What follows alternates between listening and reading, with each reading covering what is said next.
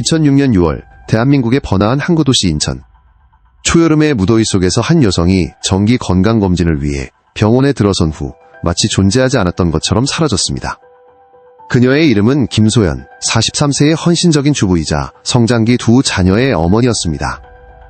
그날 아침 그녀는 가족들을 위해 아침 식사를 준비한 후 점심시간에 맞춰 돌아올 계획으로 집을 나섰습니다. 그날 날씨는 꽤 무더웠고 인천의 하늘은 옅은 회색 구름으로 덮여 있어 오후에 소나기를 예고했지만 비는 오지 않았습니다. 가족 중 누구도 그녀의 미소와 엄마, 일찍 올게라는 당부가 그녀에 대한 마지막 기억이 될 것이라고는 상상하지 못했습니다. 그날 오후 남편 박민준 씨는 힘든 하루 일과를 마치고 집으로 돌아와 이상하리만치 고요한 집에 놀랐습니다. 아내의 실내화는 문 앞에 가지런히 놓여 있었고 그녀가 평소 사용하던 지갑과 휴대폰은 화장대 위에 그대로 있었으며 준비해둔 점심은 식탁 위에서 차갑게 식어 있었습니다.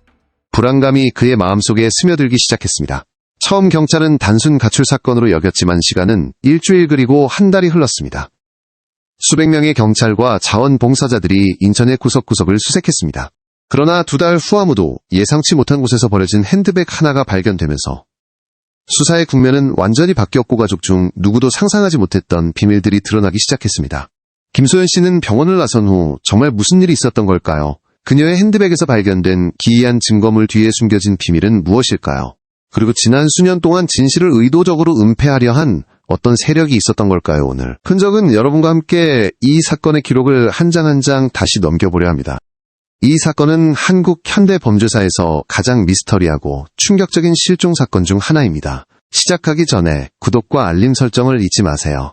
저희의 진실의 흔적을 찾는 여정을 놓치지 않으시길 바랍니다. 이야기의 뒷부분에서 저희는 경찰이 놓쳤던 한 가지 단서, 어쩌면 이 사건 전체의 열쇠가 될 수도 있는 단서를 공개할 것입니다. 2006년의 한국은 역동적인 변화의 시기였습니다. 1997년 아시아 금융위기의 기억은 여전했지만 경제는 한강의 기적이라 불리며 눈부시게 회복했습니다. 삼성, 현대, LG와 같은 재벌 기업들은 세계로 뻗어나가고 있었습니다. 기술적으로는 폴더폰의 황금기업 고초고속 인터넷이 각 가정에 보급되었지만 스마트폰과 소셜미디어는 아직 미래의 개념이었습니다. 사람들은 싸이월드와 같은 온라인 커뮤니티를 통해 서로 연결되었고 그곳에서 자신의 미니홈피를 꾸미고 개인적인 순간들을 공유했습니다. 사건이 발생한 인천은 당시 수도 서울의 관문인 활기찬 국제항구 도시였습니다. 인구는 약 260만 명으로 중공업 물류 상업에 이르는 다양한 경제 기반을 갖추고 있었습니다. 오래된 구도심 옆으로 새로운 신도시들이 속속 들어서며 다채로운 풍경을 만들어냈습니다. 대중교통은 주로 버스와 확장 중인 지하철 시스템이었습니다. 당시의 보안 및 미디어 시스템 또한 독특한 특징이 있었습니다. 한국 경찰은 비교적 현대적인 장비를 갖추고 있었지만 CCTV는 아직 널리 보급되지 않았습니다. 주로 은행 대형 편의점 주요 교차로에 설치되어 있었고 주택가 좁은 골목길개인 병원 등은 거대한 사각지대였습니다. 신문과 텔레비전이 여전히 주요 정보원이었으며 KBS, MBC, SBS와 같은 주요 방송사들이 여론에 막대한 영향력을 미쳤습니다. 큰 사건이 발생하면 이는 매일 저녁 뉴스의 헤드라인을 장식했습니다. 사회 문화적으로 전통적인 가족 가치가 여전히 매우 중요한 역할을 했습니다. 특히 주부인 여성은 가정을 지키고 남편과 자녀를 돌보며 집안일을 책임지는 사람으로 여겨졌습니다.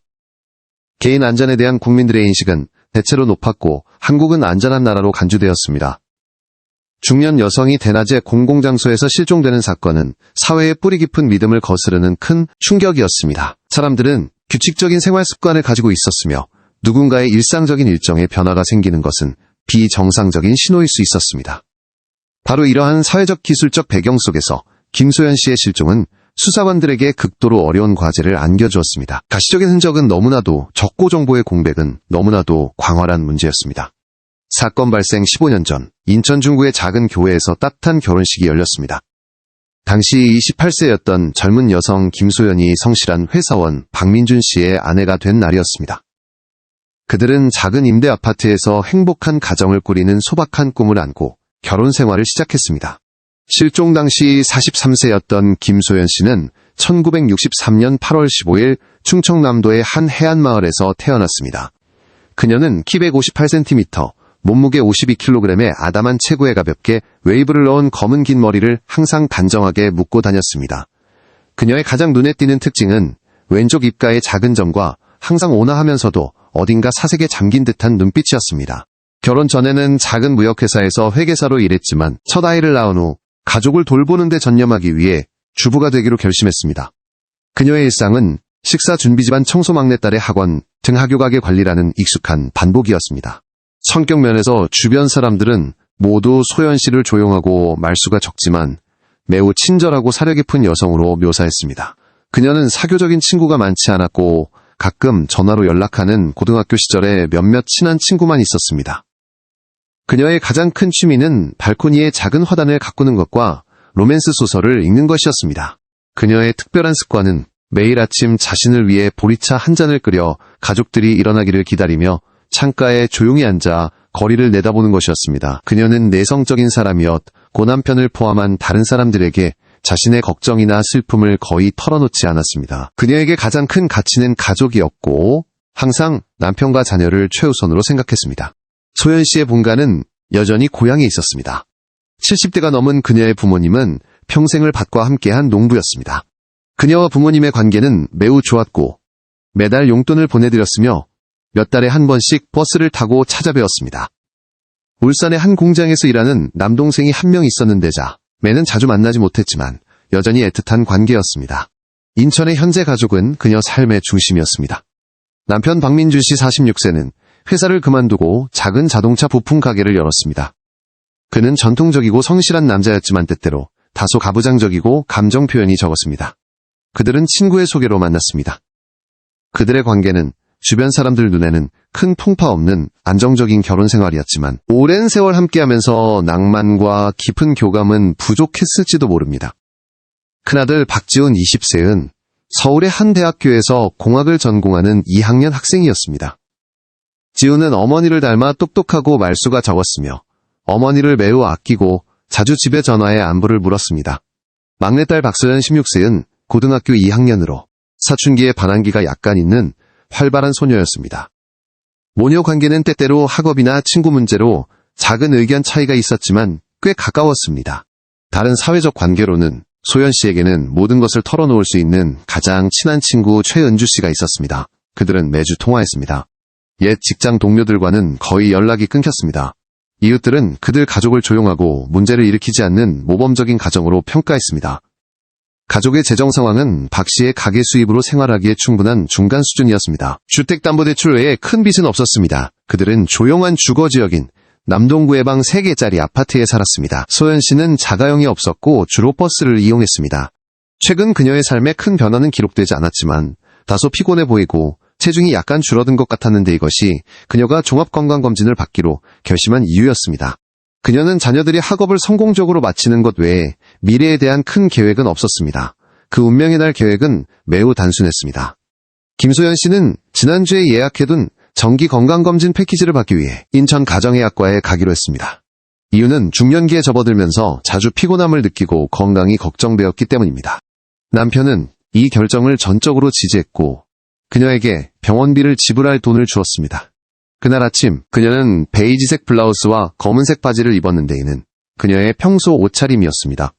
그녀는 신분증과 약간의 현금이 든 작은 핸드백만 들고 있었습니다. 남편이 출근하기 전 그녀가 한 마지막 말은 조심해서 다녀와요.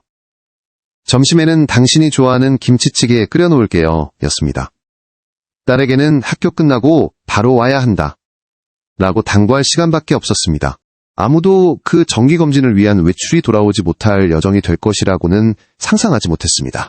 그리고 그 짧은 몇 시간 동안 벌어진 일은 수십 년간 지속될 미스터리가 되어 남겨진 이들의 마음에 결코 아물지 않을 상처를 남겼습니다. 운명의 날 2006년 6월 13일 인천은 전형적인 무더운 여름날을 맞았습니다. 외부 온도는 섭씨 30도에 가까웠고 높은 습도는 공기를 끈적하고 답답하게 만들었습니다. 하늘에는 구름이 있었지만 강한 햇볕을 가리기에는 역부족이었습니다. 거리에는 평소와 같이 사람과 차량의 흐름이 분주했습니다. 박씨 가족의 아파트에서는 아침이 평소와 같이 시작되었습니다. 김소연 씨는 아침 6시에 일어났습니다. 그녀는 조용히 부엌으로 들어가 밥솥을 켜고 밥, 미역국, 그리고 몇 가지 반찬으로 아침 식사를 준비했습니다. 그릇 부딪히는 소리와 음식 냄새가 집안에 퍼지며 나머지 가족들을 깨웠습니다. 7시경 남편과 두 자녀가 식탁에 앉았습니다. 그들의 대화는 특별할 것 없이 평범한 안부 인사뿐이었습니다. 박 씨는 아내에게 서류를 잘 챙기라고 말했고 딸 서연이는 다가올 시험에 대해 투덜거렸습니다. 소연 씨는 그저 온화하게 미소 지으며 아이들을 챙겼습니다. 그녀는 평소와 다름없어 보였고 걱정이나 불안의 기색은 없었습니다. 오전 7시 30분 박 씨와 두 자녀가 출근하고 등교하기 위해 집을 나섰습니다. 소연 씨는 문 앞까지 나와 그들을 배웅했습니다. 오전 9시 집안 청소를 마친 소연 씨는 옷을 갈아입고 외출 준비를 했습니다. 그녀는 베이지색 블라우스와 검은색 바지를 입고 편안한 낮은 굽신발을 신었습니다. 그녀는 짙은 갈색 핸드백을 들었습니다. 그녀는 집을 마지막으로 한 번 둘러본 후 문을 꼼꼼히 잠갔습니다. 아래층에 사는 이웃이 엘리베이터에서 그녀를 보았고 그들은 서로 고개를 끄덕이며 인사했습니다. 이 이웃은 나중에 경찰에 소연 씨가 완전히 평범해 보였다고 진술했습니다. 오전 9시 45분 소연 씨는 집 근처 버스 정류장에서 521번 버스를 타고 병원으로 향했습니다. 오전 10시 15분 그녀는 인천 가정의학과에 도착했습니다. 그녀는 접수처에 가서 예약증을 제출하고 대기석에 앉았습니다. 접수 담당 간호사의 증언에 따르면 소연 씨는 시간을 잘 지키고 예의 바른 환자였습니다. 오전 10시 30분부터 11시 45분까지 소연 씨는 혈압 측정 혈액 검사 엑스레이 초음파 등 건강검진 항목을 차례로 받았습니다. 그녀와 접촉한 의사와 간호사들은 모두 그녀가 매우 협조적이었고 건강과 관련된 간단한 질문 몇 가지만 했을 뿐 이상한 행동은 보이지 않았다고 말했습니다. 오전 11시 50분 소연 씨는 수납과 예비 결과를 받기 위해 접수처로 돌아왔습니다. 간호사는 일주일 후에 다시 와서 상세 결과를 받고 의사와 상담하라고 안내했습니다. 그들의 대화는 몇 분밖에 걸리지 않았습니다. 간호사는 소연 씨가 수납을 마친 후 근처 시장에 들러 장을 좀 보고 점심 차리러 집에 갈 거예요 라고 말한 것을 기억했습니다. 이것이 증인에 의해 기록된 그녀의 마지막 말이었습니다. 정오 12시 경소연 씨는 병원 문을 나섰습니다. 그리고 그 순간부터 그녀의 모든 흔적이 사라졌습니다. 첫 번째 이상 지호는 저녁 7시에 나타났습니다. 박민준 씨가 집에 돌아왔을 때 집안은 캄캄했습니다. 그는 여보라고 불렀지만 대답이 없었습니다. 불을 켜자 점심 식사가 식탁 위에 차갑게 식은 채 그대로 있는 것을 발견했습니다. 불쾌한 감정이 그의 마음속에 피어올랐습니다. 그의 첫 생각은 아내가 가장 친한 친구인 최은주 씨 집에 갔을 것이라는 것이었습니다. 그는 은주 씨에게 전화했지만 그녀는 오늘 하루 종일 소연 씨와 연락한 적이 없다고 말했습니다. 박 씨는 아내의 개인 소지품을 확인하기 시작했습니다. 그녀의 지갑과 주 휴대폰은 화장대 위에 그대로 있었습니다. 소연 씨는 절대 이것들을 없이 외출하지 않았기 때문에 이것은 극히 이례적인 일이었습니다. 박 씨의 혼란은 극에 달했습니다. 그는 서울에 있는 아들에게 전화하고 모든 가까운 친척들에게 전화했지만 아무도 어떤 정보도 가지고 있지 않았습니다. 저녁 8시 경딸 서연이가 학원에서 돌아왔지만 엄마가 어디 갔는지 몰랐을 때 박 씨는 더 심각하게 행동해야 한다고 결심했습니다. 그는 집 전체를 다시 확인하기 시작했습니다. 그가 돌아왔을 때 출입문과 창문은 모두 안에서 잘 잠겨있었고 침입의 흔적은 없었습니다. 집안의 모든 것은 정돈되어 있었고 다툼의 흔적은 없었습니다. 침실의 침대는 여전히 깔끔하게 정리되어 있었습니다. 옷장에는 그녀가 아침에 입었던 옷만 없었습니다. 이상한 물건도 남겨진 편지도 아무것도 없었습니다. 박 씨의 감정은 혼란, 두려움 그리고 알 수 없는 분노가 뒤섞인 것이었습니다. 그는 무슨 일이 일어나고 있는지 이해할 수 없었습니다. 아들과 전화로 상의한 후 가족은 먼저 직접 찾아보기로 결정했습니다. 박 씨와 딸은 서둘러 병원 주변 지역으로 차를 몰았습니다. 그들은 거리를 따라 걷고 인근 상점과 시장에 들러 소연 씨의 사진을 보여주며 물었지만 아무도 그런 여성을 본 기억이 없다고 했습니다. 그들은 2시간 동안 희망 없이 수색했습니다. 마침내 밤 4시 30분, 소연 씨가 마지막으로 목격된 지 10시간 이상이 지난 후 박민준 씨는 결코 하고 싶지 않았던 결정을 내렸습니다. 경찰에 신고하는 것이었습니다. 이때 실종 사건의 첫 24시간 골든타임이 거의 절반이나 지나간 상태였습니다. 매 순간이 지날수록 소연 씨를 무사히 찾을 가능성은 점점 희박해졌습니다. 남동경찰서로의 전화는 복잡한 수사의 공식적인 시작을 알렸고 이 수사는 수년간 지속되며 수많은 막다른 길에 부딪히게 될 것이었습니다.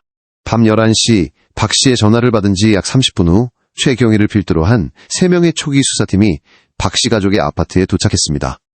대부분의 성인 실종 신고 사건에서 처럼 그들의 첫 반응은 다소 회의적이었습니다. 그들은 아내가 남편과 자녀에게 화가 나서 며칠 집을 나간 경우일 수 있다고 생각했습니다. 그러나 박 씨가 소연 씨가 지갑과 전화기를 모두 두고 갔다는 자세한 설명을 듣자 그들의 태도는 더 심각해졌습니다. 수사팀은 전문적으로 현장 조사를 시작했습니다. 그들은 침실, 거실, 부엌, 욕실까지 각 방을 하나씩 확인했습니다. 그들은 침대의 상태를 면밀히 관찰하고 옷장 안을 살피고 화장대 위에 개인 소지품을 검사했습니다. 또한 아파트의 복도와 계단과 같은 외부 구역도 살펴보았습니다. 증거 수집을 위해 과학수사팀이 호출되었습니다.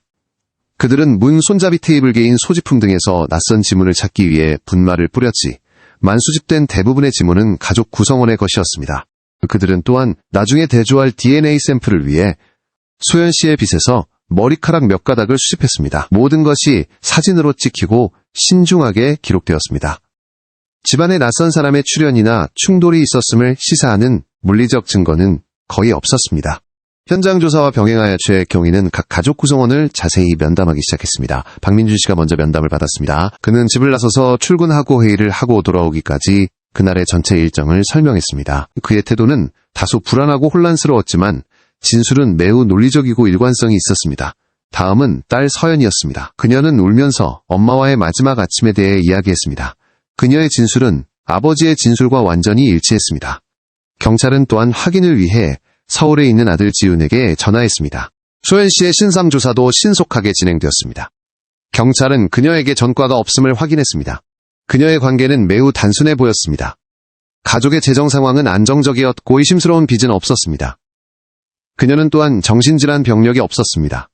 모든 초기 정보는 평범하고 틀에 박힌 삶을 사는 갑자기 사라질 이유가 없는 주부의 모습을 그렸습니다.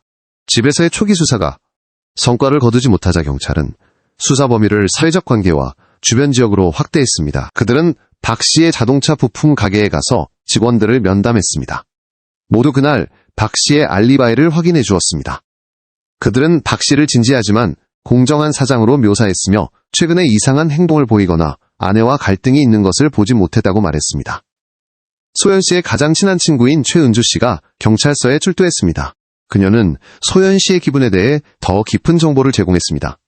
그녀는 최근 소연 씨가 다소 슬프고 사색에 잠겨 보였지만 이유를 물으면 아이들이 다 커서 예전만큼 자신을 필요로 하지 않는 것 같아 피곤하고 공허하다고만 말했다고 전했습니다. 그러나 은주 씨는 소연 씨가 아이들을 무엇보다 사랑했기 때문에 절대 집을 나갈 의도가 없었을 것이라고 단언했습니다. 가장 중요한 증인들은 병원에 있던 사람들이었습니다. 접수 담당 간호사와 의사들은 여러 번 다시 면담을 받았지만 그들의 진술에는 새로운 세부사항이 없었습니다. 그들은 단지 소연 씨가 정오 12시경에 혼자 병원을 나섰다는 것만 확인해 주었습니다. 경찰은 또한 아파트 단지의 수십 명의 이웃을 면담했습니다. 몇몇은 아침에 소연 씨를 봤다고 말했지만 아무도 이상한 점을 보지 못했고 다투는 소리도 났던 사람이나 의심스러운 차량도 나타나지 않았다고 했습니다. 대규모 수색은 다음날 시작되었습니다. 다른 부서의 200명 이상의 경찰과 수십 명의 자원봉사자가 동원되었습니다. 그들은 여러 그룹으로 나뉘어 병원과 소연 씨의 집 주변 반경 5km 내의 모든 거리, 공원, 공터를 수색했습니다. 경찰견 K9 팀도 냄새를 맡기 위해 투입되었지만 어떤 흔적도 찾지 못했습니다. 경찰은 또한 그 지역의 간과 운하를 확인했지만 결과는 없었습니다. 가장 큰 노력은 CCTV 분석에 쏟아졌습니다.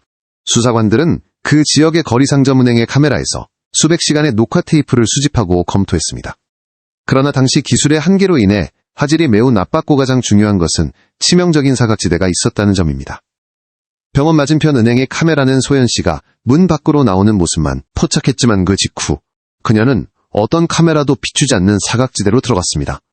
그 후 그녀가 어느 방향으로 갔는지는 아무도 몰랐습니다.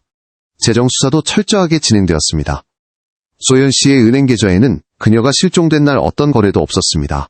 그녀는 신용카드를 사용하지 않았습니다. 경찰은 또한 가족의 생명보험 계약을 확인했지만 의심스러운 점을 발견하지 못했습니다. 몇 주가 지나면서 수사는 점차 막다른 길에 접어들었습니다. 몇 가지 단서가 나타났지만 곧바로 기각되었습니다. 첫 번째 단서는 택시 기사에게서 나왔습니다. 그는 뉴스에서 소연 씨의 사진을 본 후 경찰서에 전화해 그날 오후 그녀와 닮은 여성을 인천 시외버스 터미널까지 태워준 것 같다고 말했습니다. 경찰은 큰 기대를 걸고 즉시 터미널로 가서 카메라와 승객 명단을 확인했지만 며칠간의 확인 끝에 택시기사가 태운 여성은 다른 사람으로 밝혀졌습니다. 두 번째 단서는 소연 씨가 검은색 세단에 강제로 태워지는 것을 보았다는 익명의 전화였습니다. 경찰은 빈약한 묘사를 바탕으로 차량을 추적하려 노력했지만이 또한 결국 허위 제보였습니다. 주요 수사 이론이 형성되기 시작했습니다.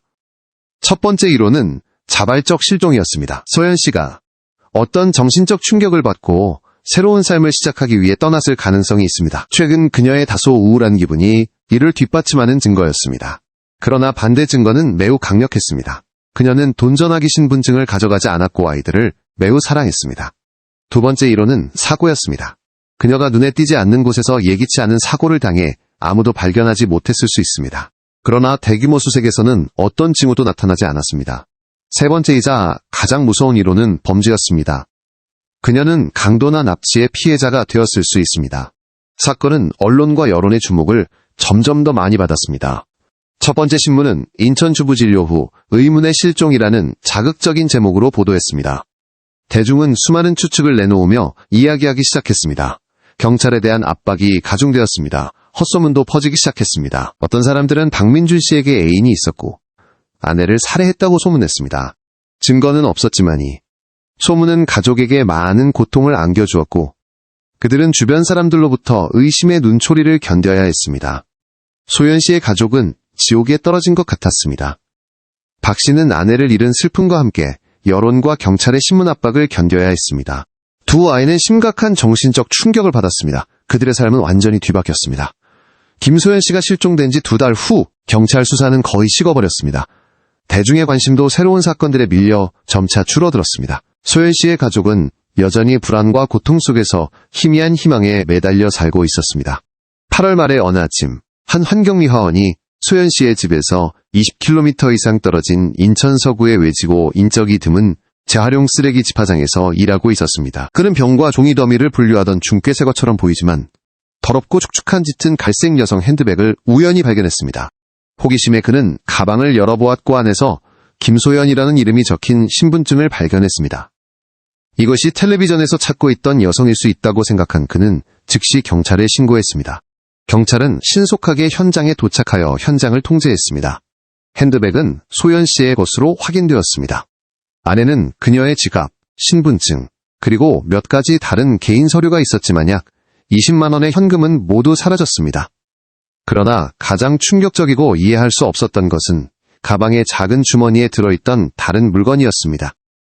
인천역에서 동해안의 작은 항구 도시인 속초로 가는 편도 기차표 한 장. 출발 날짜는 2006년 6월 14일, 즉 소연 씨가 실종된 다음 날이었습니다. 이 발견은 사건의 국면을 완전히 바꾸어 놓았습니다. 이것은 우발적인 사고라는 가설을 거의 배제시켰습니다. 기차표는 사전에 계획이 있었을 가능성을 시사했습니다.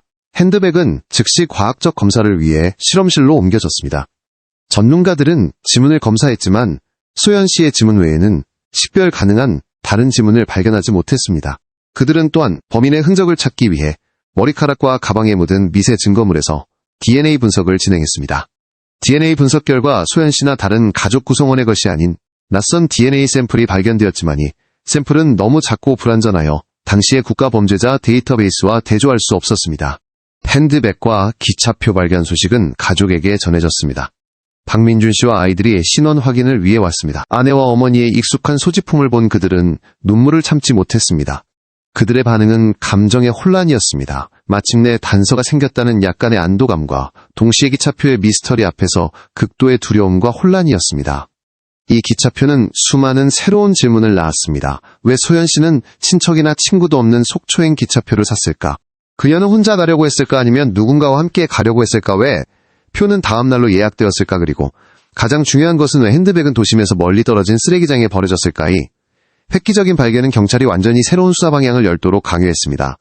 그들은 더 이상 평범한 강도 사건의 피해자를 찾고 있는 것이 아니었고 어쩌면 훨씬 더 복잡한 음모 미스터리한 남자와 결코 이루어지지 않은 여행과 관련된 음모에 직면하고 있을지도 몰랐습니다. 기차표라는 새로운 증거를 확보한 인천경찰은 범죄 심리 분석가와 데이터 분석 전문가를 추가로 초빙하여 특별 수사팀을 구성하기로 결정했습니다. 이제 수사의 초점은 속초시와 김소연 씨의 사생활이라는 두 가지 주요 지점에 맞춰졌습니다. 한 수사팀이 속초로 파견되었습니다. 그들은 소연 씨의 사진을 들고 도시의 역호텔 모텔 식당을 돌아다니며 물었지만 아무도 그녀를 알아보지 못했습니다. 속초는 관광도시로 매일 오가는 방문객이 매우 많아 사진 한 장에 의존해 사람을 찾는 것은 거의 불가능했습니다. 이와 병행하여 범죄 심리 분석가들은 잠재적 범인의 프로파일을 구축하기 시작했습니다. 그들은 두 가지 주요 가능성이 있다고 보았습니다. 첫째, 이것은 계획적으로 행동한 조직 범죄일 수 있습니다. 범인은 어떤 핑계로 소연 씨를 외딴 곳으로 유인한 후재물을 빼앗고 살해했을 수 있습니다. 기차표는 수사를 혼란시키기 위한 연막 작전일 수 있습니다. 둘째, 범인은 소연 씨가 신뢰하는 지인일 수 있습니다. 이 사람은 새로운 삶을 시작하기 위해 함께 속초로 가자고 그녀를 설득했을 수 있습니다. 동기는 감정적이거나 금전적일 수 있습니다. 가방에서 발견된 낯선 DNA 샘플이 가장 큰 희망이 되었습니다. 경찰은 친척, 남편의 친구, 이웃에 이르기까지 소연 씨와 관련된 모든 남성들의 DNA 샘플을 비밀리에 수집했지만 일치하는 것은 없었습니다. 소연 씨의 과거 관계에 대한 조사는 새로운 인물로 이어졌습니다. 가장 친한 친구 최은주 씨의 말을 통해 경찰은 소연 씨가 대학 시절 강지섭이라는 동급생과 깊은 연애를 했다는 것을 알게 되었습니다. 이 관계는 강 씨가 유학을 가면서 끝났습니다. 은주 씨가 아는 정보에 따르면 강 씨는 현재 대학 교수이며 동해안 근처 어딘가에 살고 있었습니다. 즉시 강지섭 교수가 제1용의자가 되었습니다. 수사관들은 속초에서 멀지 않은 강릉에 있는 그의 거주지를 찾아냈습니다. 그들은 비밀리에 그를 감시하고 조사했습니다. 그들은 강 씨가 가정을 꾸리고 성공적인 경력을 쌓았다는 것을 발견했습니다. 조사를 위해 출석했을 때 강 씨는 소연 씨에 대한 소식을 듣고 매우 놀랐습니다. 그는 과거의 관계는 인정했지만 20년 이상 서로 연락하지 않았다고 주장했습니다. 소연 씨가 실종된 날 그의 알리바이도 매우 확실했습니다. 그는 대학교에서 강의 중이었고 수십 명의 학생들이 증인이었습니다. 그의 DNA 샘플도 일치하지 않았습니다. 강 교수는 용의선상에서 제외되었고 수사는 다시 한번 막다른 길에 부딪혔습니다. 수사 과정은 또한 수많은 문제에 직면했습니다. 가장 중요한 증거인 핸드백은 쓰레기장의 날씨와 환경에 의해 손상되어 분석에 어려움을 겪었습니다. 상부와 언론의 압박이 점점 커지면서 수사관들은 때때로 성급한 결정을 내려야 했습니다. 소연 씨의 가족은 이 시기에 고통 속에서 살았습니다. 기차표는 박 씨의 마음에 의심을 심었습니다. 아내에게 그가 전혀 모르는 비밀스러운 삶이 있었던 걸가 가족, 구성원 간의 관계는 긴장되었습니다. 그들은 더 이상 서로의 고통을 나누지 않고 각자의 추측과 자책에 잠겨 있었습니다.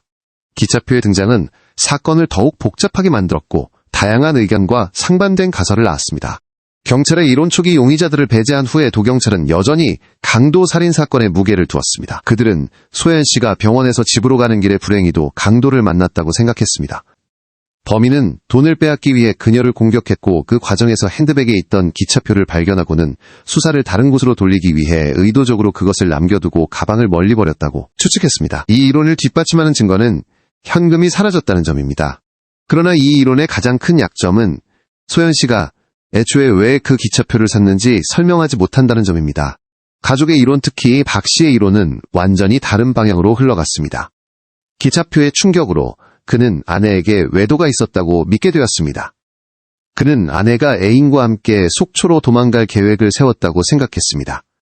그들 사이에 다툼이 있었고 비극적인 결과로 이어졌을 수 있습니다.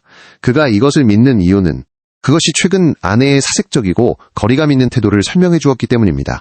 가족은 이 방향으로 자체 조사를 진행했고 소연 씨의 옛 물건들 속에서 편지나 일기장을 찾으려 했지만 헛수고였습니다. 언론과 여론의 이론 선정적인 경향이 있는 언론은 더 기이한 이야기들을 만들어냈습니다. 일부 신문은 소연 씨가 사채업자와 연루되어 빚 때문에 납치되었을 수 있다고 보도했습니다. 다른 신문들은 그녀가 어떤 사건의 목격자였고 입막음을 위해 제거되었다는 가설을 제기했습니다. 이러한 가설들은 근거가 없었지만 여론에 큰 영향을 미쳤고 사건을 더욱 혼란스럽게 만들었습니다. 당시 온라인 커뮤니티의 여론도 뜨거웠습니다. 많은 네티즌 수사대가 사건의 작은 세부 사항 하나하나를 분석했습니다. 가장 많이 논의된 이론 중 하나는 비밀 약속설이었습니다. 이에 따르면 소연 씨는 애인이 없었지만 어떤 비밀이 있었고 그것을 해결하기 위해 기차역 근처에서 누군가를 만나기로 약속했다는 것입니다. 이 사람은 도움이 필요한 옛 친구이거나 온라인을 통해 알게 된 사람일 수 있습니다. 만남은 예상대로 진행되지 않았고 비극이 발생했습니다. 이 이론을 뒷받침하는 증거는 목적지가 낯선 곳인 속초였다는 점인데 이는 그녀가 아무도 모르게 만나고 싶어 했다는 것을 시사합니다. 경찰은 여러 가설을 검증하려 했습니다. 그들은 현장을 재구성하고 소연 씨가 병원을 나선 후 갔을 가능성이 있는 길들을 따라가 보았습니다. 또한 인천역에 사람을 보내 매표소 직원들을 면담했지만 소연 씨와 같은 여성에게 표를 판매한 기억이 있는 사람은 아무도 없었습니다. 이것은 표가 온라인으로 구매되었거나 다른 사람이 대신 구매했을 가능성을 시사합니다. 각 이론은 나름의 합리적인 부분과 모순점을 가지고 있어 고 수사관들에게 출구 없는 미로를 만들었습니다. 세월이 흘러 김소연 씨의 사건은 점차 시간의 먼지에 덮였습니다. 사건 파일은 기록 보관소로 옮겨져 영구 미제 사건이 되었습니다. 초기 수사팀도 많은 변화가 있었고 은퇴하거나 다른 곳으로 전근 간 사람도 있었습니다. 진실이 영원히 묻힐 것처럼 보였지만 사건 발생 후 거의 10년이 지난 2015년 예상치 못한 전환점이 나타났습니다. DNA 분석 기술은 눈부신 발전을 이루었습니다. 국립과학수사연구원은 새로운 기술을 사용하여 미해결 사건의 오래된 증거들을 재검토하기로 결정했습니다. 과거 소연 씨의 핸드백에서 발견되었던 불완전한 DNA 샘플이 극미량의 부분적으로 분해된 DNA 샘플을 증폭하고 분석할 수 있는 더 발전된 방법으로 다시 분석되었습니다. 이번 결과는 더 완전한 DNA 프로파일을 만들어냈습니다. 그리고 2006년에 비해 훨씬 확장된 국가범죄자 데이터베이스와 대조했을 때 일치하는 결과가 나왔습니다. 이 DNA 샘플은 52세의 이재욱이라는 남성의 것이었고 그는 절도와 폭행 전과가 있었습니다. 2006년에 이 씨는 인천에 거주하며 프리랜서 전기 및 배관 수리공으로 일하고 있었습니다. 그의 기록에 따르면 그는 소연 씨가 갔던 병원이 있는 남동구에서 자주 활동했습니다.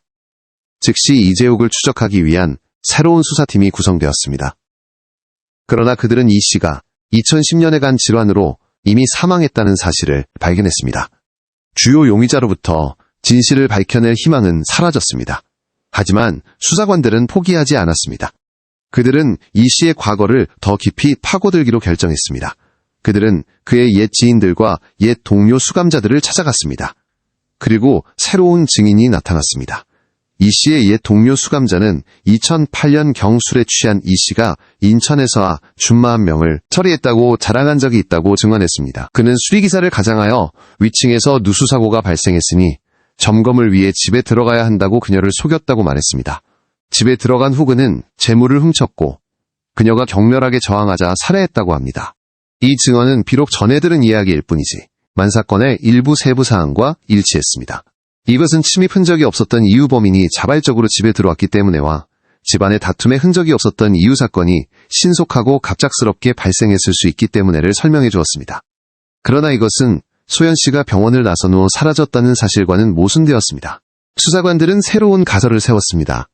소연 씨가 병원을 나선 후 집으로 돌아왔고 비극이 바로 그녀의 집에서 일어난 것은 아닐까. 그런 다음 범인이 현장을 조작하고 그녀의 시신을 유기하고 수사를 혼란시키기 위해 핸드백을 멀리 버린 것은 아닐까의 가설은 합리적으로 보였지만 기차표를 설명하지 못했습니다. 사건은 다시 한번 해결되지 않은 미스터리의 악순환에 빠졌습니다. 거의 운명을 받아들였던 소연 씨의 가족은 새로운 정보로 인해 다시 한번 동요했습니다.